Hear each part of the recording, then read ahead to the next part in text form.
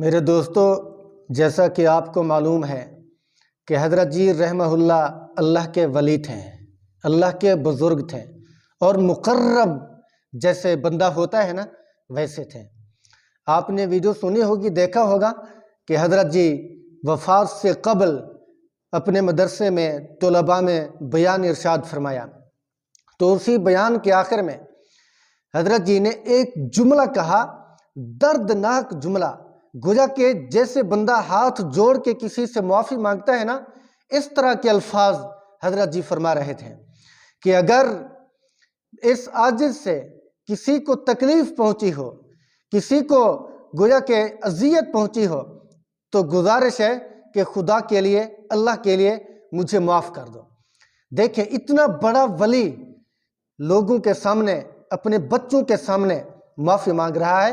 یہ ولی کامل ہونے کی نشانی ہے، یہ پکا پیر ہونے کی نشانی ہے، جس کی زندگی صدق و صفا میں گزری ہو، جس کی زندگی تقوی طہارت میں گزری ہو، اسی بندے کو اللہ رب العزت معافی مانگنے کی توفیق دے دیتے ہیں۔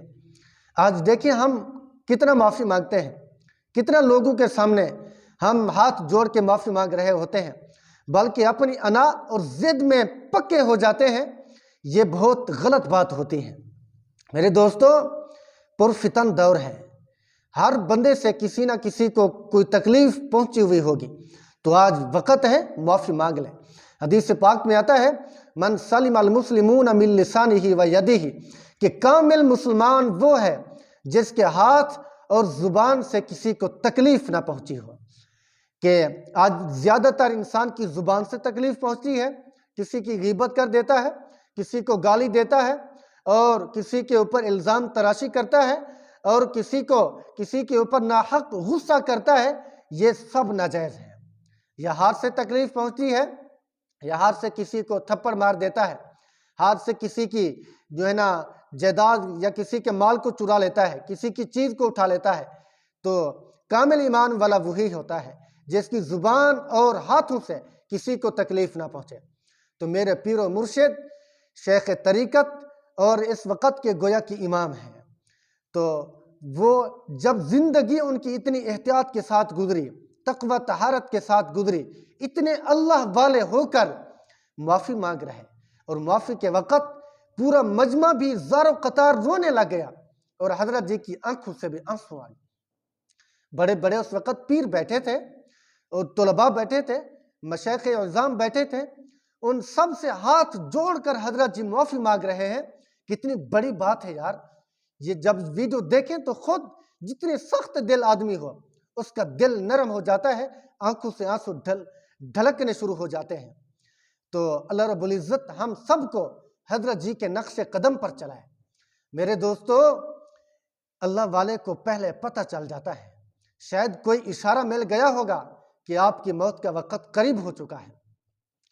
تو جو اللہ والا ہوتا ہے، بزرگ ہوتا ہے، اس کو کسی نہ کسی طریقے سے پتہ چل جاتا ہے کہ میرا آخری وقت ہے، کیونکہ ان کو کشف بھی ہوتا ہے، ان کے ہاتھ سے کرامات کا ظہور بھی ہوتا ہے، تو وہ گویا کہ اپنی کرامات کو چھپاتے ہیں، اس کا اظہار نہیں کرتے، تو اس لیے ان کو پتہ چل گیا ہوگا۔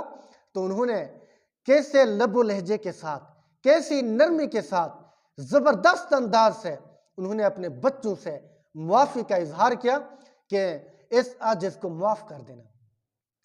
دیکھیں، اللہ والا کسی کو تکلیف نہیں پہنچاتا۔ اگر جانے انجانے کسی کو کوئی تکلیف پہنچا لے تو اس سے معافی ضرور مانگتا ہے کہ مجھے معاف کر دو۔ یہ جو جاہل قسم کے لوگ ہوتے ہیں، کسی کو تکلیف پہنچانے کے باوجود بھی اس سے معافی نہیں مانگتے، اس سے گویا کہ معذرت نہیں کرتے، سوری نہیں کرتے۔ لیکن جس کے دل میں اللہ کی عظمت ہوگی، جس کے دل میں حضور کی محبت ہوگی، وہ گویا کہ معافی مانگے گا۔ وہ کسی کو پہلے تو تکلیف پہنچائے گا نہیں، اگر تکلیف پہنچ گئی، اگر اذیت کسی کو پہنچ گئی، تو یقیناً وہ بندہ معافی کے لیے تیار ہو جائے گا۔ تو میرے دوستو، تو اسی لیے دعا کریں اللہ رب العزت ہمیں حضرت جی کے نقش قدم پر چلائے اور ان کا متبع بنائے۔ اور کتنے حضرت جی کے مریدین ہیں، کتنے حضرت جی کے خلفاء ہیں۔ حضرت جی رحمت اللہ علیہ، میرے شیخ مرشد پیر عامر اختر صاحب نقش بندی دامت برکاتہم العالیہ ملتان والے انہی کے مرید ہیں، حضرت جی کے مرید ہیں، بڑے حضرت جی کے، ٹھیک ہے؟ تو ہمیں دعا کرنی چاہیے ان کے لیے کہ اللہ تعالیٰ انہیں غریق رحمت کرے اور ان کے راستے پر، ان کے نقش قدم پر ہمیں چلنے والا بنائے، اور اللہ رب العزت ہم سب کو فکر آخرت نصیب فرمائے اور تصوف کے میدان میں ہمیں چلنے والا بنائے۔ اللہ رب العزت ہم سب کا حامی و ناصر ہو۔ السلام علیکم ورحمۃ اللہ وبرکاتہ۔